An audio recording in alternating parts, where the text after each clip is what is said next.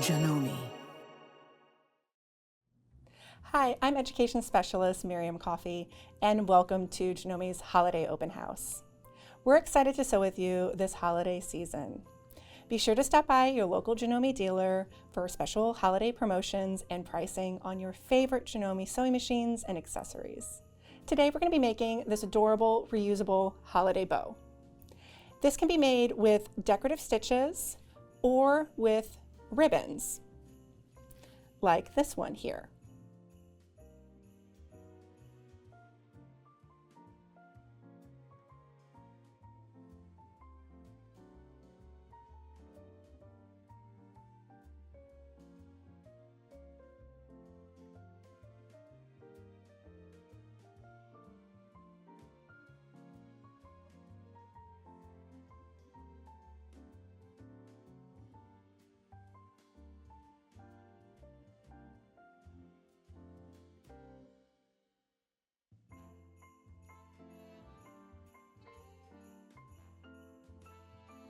Now, depending on which one you're going to make, the measurements are going to be a little bit different. Let's start off with the standard bow here. You're going to need 1/4 yard of fabric per bow. You're going to subcut those into 3 3-inch strips, and then cut those into 1 5-inch strip, 3 10.5-inch strips, 3 12.5-inch strips, and 3 14.5-inch strips. And all of these measurements were for the standard bow. If you want to make a bow with ribbons on it, the measurement's going to be a little bit different. You're going to cut, again, you're going to start with 1/4 yard of fabric, and then you're going to cut into 3 2.5-inch strips, like so. And then subcut those into a 5.5 or 5-inch strip, 10.5, 12.5, and 14.5. Now let's go over a few of the accessories that you'll need. Depending on if you're using decorative stitching or if you're doing the ribbon, the accessories may be a little bit different. I used the F foot or the F2 foot, but you can also use the edge guide foot or even the cloth guide. You'll need a pair of snips, and if you're doing the bow with ribbons, you'll want a 1 1/4 inch bias tape maker. It's also an optional accessory for a hot hemmer. I'll explain how to use this once we get to the iron. If you're doing the bow with the ribbon on it, you'll need 3.5 yards of the ribbon. You'll also need a glue stick, and then either a large hand sewing needle or a hot glue gun. I'm going to show it to you with the hot glue gun. Before we begin sewing, let's prep our fabric. So we're going to start by ironing our fabric 1/4 inch on either side, like this. So we're just going to have 2 hems on either side. I'm going to use this hot hemmer to give me a perfectly straight line.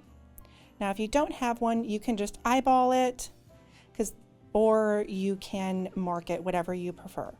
There are marks, measuring different marks on the hot hemmer that allow me to see exactly what measurement that I'm going at. And again, I'm doing 1/4 inch, and I'm just going to press all the way across because this hemmer is made out of a heat-resistant fabric or material.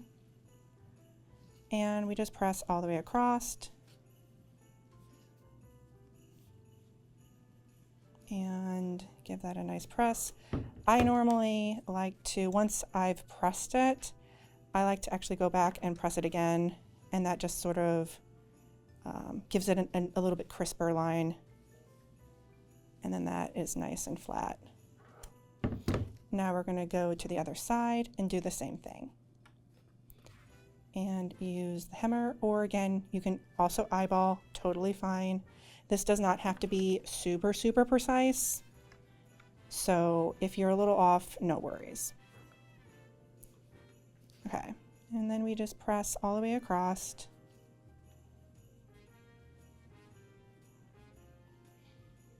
And then again, same thing. Take the hammer out, and then this just sort of makes it a little bit more crisp. All the way across. And then we're going to fold this in half and press it. And you can just make little adjustments as you press to make sure your edges are lining up. And then once that has a good press, I actually like to use my glue stick and glue it in place. And this just keeps it from moving when we do our decorative stitches, and it just stays a little bit more secure. You could pin this if you prefer. I just am a big fan of glue sticks. So it looks like this got a little twisted, which is no big deal, easy to fix. And then just press, and then that's going to keep it nice and secure. Perfect. Now we were just going to do that with the rest of our strips, all the way up to that 14.5-inch measurement, and then you'll be good to go. Now that we have done all of the regular standard bow, let's go ahead and I'm going to show you how to iron the ribbon, the bow that has the ribbon on it. So you're going to start with a 2.5-inch strip with this, and we're going to fold the raw edges into the center. So I'm going to just fold that in here and then give that a little press. So my raw edges to the center, and then just press the first like 1.5 inches is fine. And then I'm going to use the 1.25-inch bias tape maker and fold that to the into the bias tape maker so it weaves in and out, and then you just press all the way across. It's that simple. These bias tape makers are really nice. You can use them for a variety of different projects. And then with my left hand, I'm kind of folding them into the center, and then you just press all the way down. Super simple and easy. Just like that. And then you would take your ribbon and glue the ribbon on top and just cut them to the length. Now that we've pressed the raw edges to the center, we're going to glue the ribbon to the center of this piece of fabric. So I've got my ribbon right here.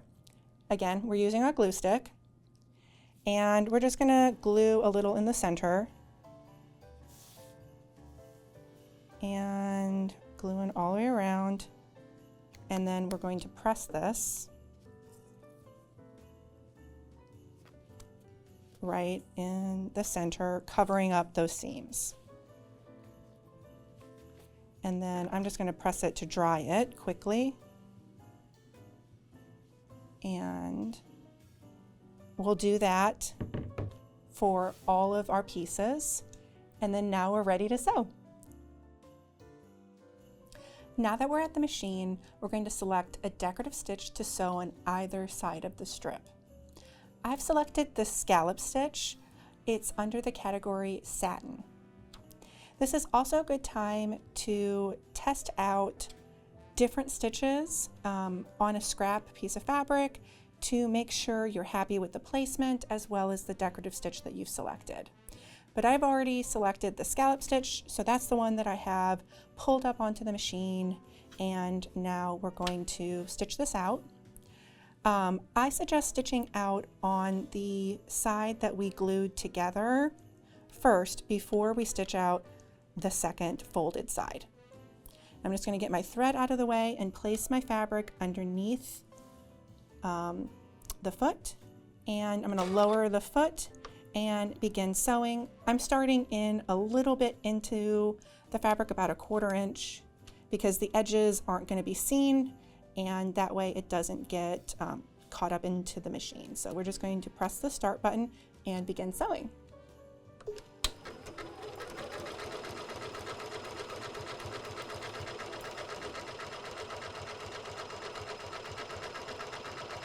Anytime you're sewing with decorative stitches, it's a good idea to sew on the slower side. Remember, it's not a race.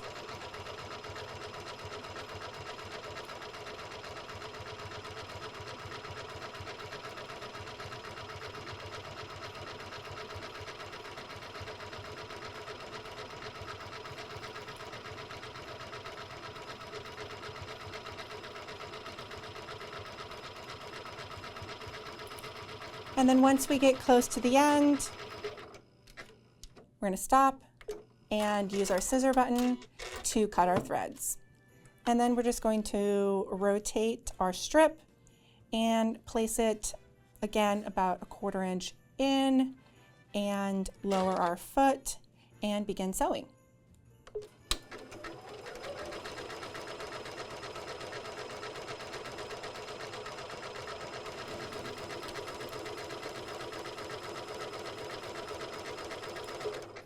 Now that I'm at the end, I've stopped, use my scissor button, cut our threads, and then this is when I would just take this to my pressing station and give it a good press, and then now I would stitch out the rest of my strips.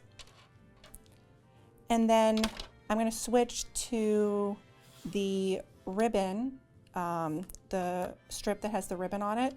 I'm going to select just a straight stitch for this. I could also zigzag on either end or do a decorative stitch down the middle, whichever you prefer.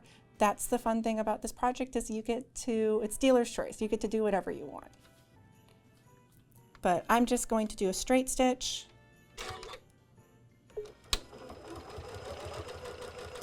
And sew on either side of my ribbon to secure it.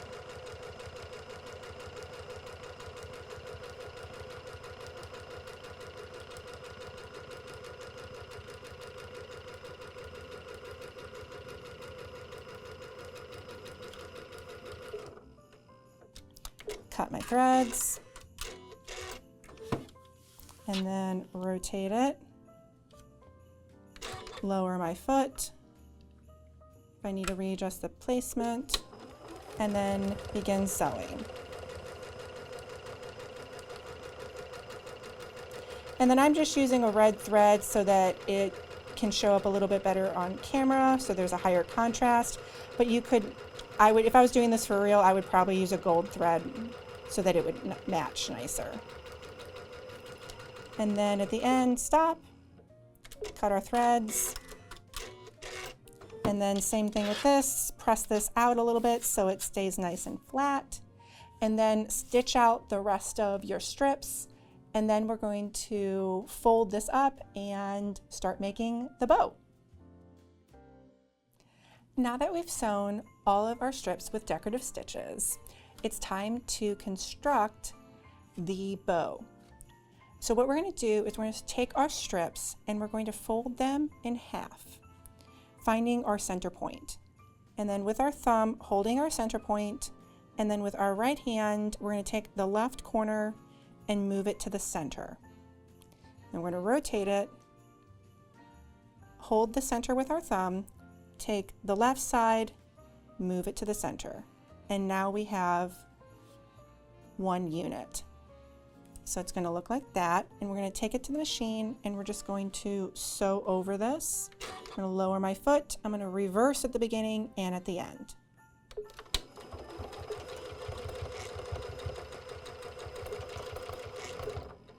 And then cut our threads, and then now we have a little unit. And we're going to continue sewing these little units until we have them all done.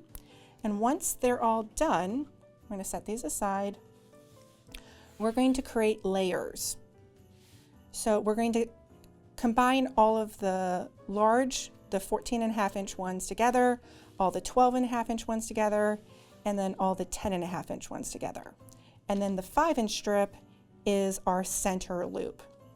So let's start with our 14.5 inch strip. So what we're going to do is, now we have all 3 units. And then we're going to stagger these and we're going to layer these together so that they're offset like that. And then we're going to take this to our sewing machine, and then we're just going to sew over the center point. We're going to lower, and then I'm going to lock my stitches at the beginning and the end.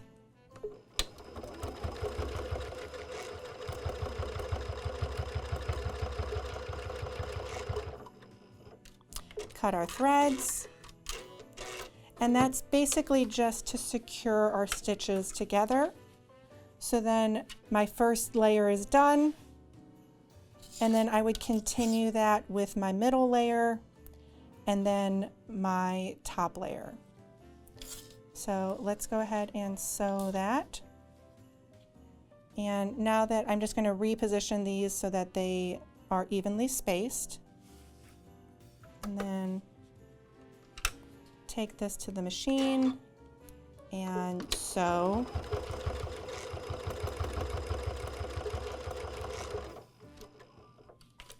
Trim our threads. And then we can also trim these threads in a minute. And then our last section, reposition these if we need to. I think that looks pretty good. And then we're just going to, again, take this and lower our foot.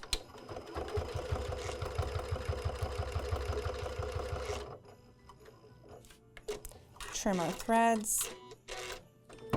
And then now we have our 3 layers, our 14.5-inch layer, our 12.5-inch layer, and our 10.5-inch layer. And then our loop at the top. So now what we're going to do is we're going to hot glue all of these together, but if you don't want to hot glue, you can also hand sew them, but we're going to hot glue these now. Now that we've sewn all of our layers together, it's time to assemble our bow. So it's very simple. All we have to do is put a glob of glue in the center of each layer, and then we're going to set those together and we'll be done. So I'm going to take some glue and right in the center, put a glob of glue, and then I'm going to offset the layers so that each bow kind of goes, or each layer has the opposite, like each little loop is set into the opposite layer. And then we're going to do the same thing on this one. We're going to shift it that way, and we're going to take another glob of glue right in the center and offset this.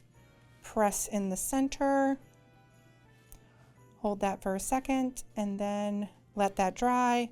While that's drying, we just have to make a loop with this one, and we're just going to add a little bit of glue there, cross that over about 1/2 inch is good, and then that will set pretty much instantly. And then same thing, last glue dot right there.